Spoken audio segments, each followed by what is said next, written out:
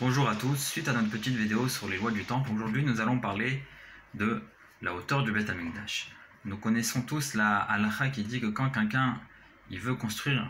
une synagogue dans une certaine ville, il doit faire en sorte que la synagogue soit surélevée par rapport aux autres maisons de la ville, comme c'est marqué les Romains Bet Elokenu, qui veut dire qu'on doit élever la maison de Dieu, la maison où on s'adresse à Dieu, la synagogue. Notamment, on voit aussi que le Beth Amikdash, il se distinguait dans sa hauteur du fait qu'il était surélevé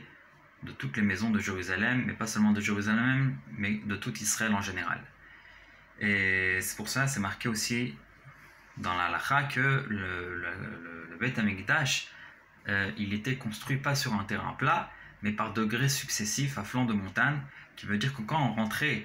dans l'est du Beth Amikdash en allant vers l'ouest,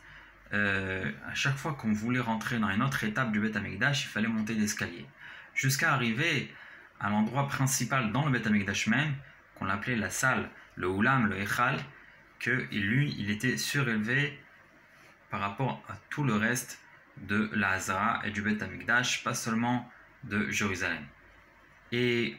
la façade extérieure du Oulam, de la salle principale du Beth Amikdash, au temps du premier temple faisait 120 coudées de hauteur, au temps du deuxième, elle faisait 100 coudées. Quand Mashiach viendra avec le troisième temple, d'après certains commentateurs, dont Rashi, la façade, c'est-à-dire la hauteur de la façade du Oulam dans le troisième temple fera 100 coudées comme à l'époque du deuxième temple, mais d'après le Malbim et certains d'autres, elle sera beaucoup plus grande de hauteur qu'au temps du premier et du deuxième temple. Rendez-vous à demain.